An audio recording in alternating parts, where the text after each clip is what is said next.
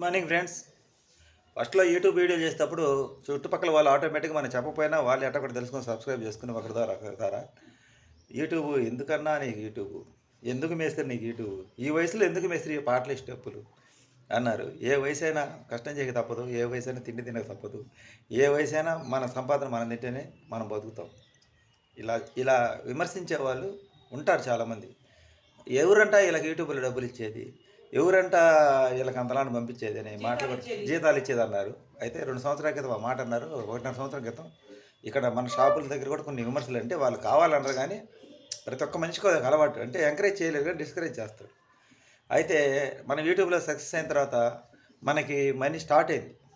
కానీ ఇప్పుడు ఆ మాట చెప్పామనుకో, నీకు వచ్చేది అంత అలా వాళ్ళకి 2 లక్షలు వస్తున్నాయి, అలా వాళ్ళకి 5 లక్షలు వస్తున్నాయి, ఇలా వాళ్ళకి 6 లక్షలు వస్తున్నాయి, ఇలా వాళ్ళకి లక్షలు సబ్స్క్రైబర్లు అండి. ఆఫ్టర్ ఆల్ నీకు ఎంత మళ్ళీ ఎట్ట మాట్లాడుతున్నారు అంటే విమర్శించే వాళ్ళు ఎప్పుడు విమర్శిస్తూనే ఉంటారు.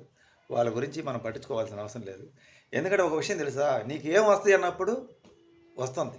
నీ ఛానల్ మానిటేషన్ కానీ సూపర్ చాట్ రానివ్వలేదు, సూపర్ చాట్ నీ ఛానల్ మానిటేషన్ కానివ్వకుండా చేస్తామన్నప్పుడు మానిటేషన్ అయింది. ఒక్కొక్కటి వాళ్ళు ఏదైతే అంటున్నారో వాళ్ళ నోటికుండా అది మనకు జరిగి తిరుగుతుంది. ఇప్పుడు అన్నారు కదా, అసలు నీకు డబ్బులు రావు, యూట్యూబ్లో మీ ముఖాలు చూసి ఎవరు చూస్తారు, మీకెందుకని నవ్విన వాళ్ళు ఇప్పుడు డబ్బులు వస్తాయి కానీ అలా వాళ్ళకి 1,00,000 వస్తున్నాయి, అలా వాళ్ళకి 5 లక్షలు వస్తున్నాయి, అలా వాళ్ళకి లక్షలు సబ్స్క్రైబర్లు వచ్చారని. తప్పకుండా ఏనండి ఈ మాట గుర్తుపెట్టుకుని ఈ వీడియో ఎప్పటికైనా ఏదో ఒక రోజు మనకు కూడా అంత అమౌంట్ వస్తుంది. వీళ్ళు అనే కొంది మనం ఒక స్టెప్ దేవుడు మనకి పైకి కూర్చోబెడతాడు.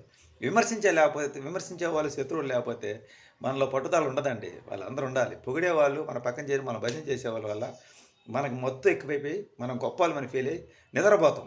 కానీ గుచ్చి మనల్ని విమర్శించే వాళ్ళకి ఉంటే మనం మత్తు వదిలి ఎలాంటి కష్టకాలంలో కూడా పని చేసుకొని బతుకుతాం. ఇప్పుడు నా కాలు దెబ్బ తగిలింది, కదా జాలు చూపించుకొని పనుకున్నారు అన్నారు, అట్నే కట్టుకుట్టుకుని పోయి పని చేసుకుంటున్నాం.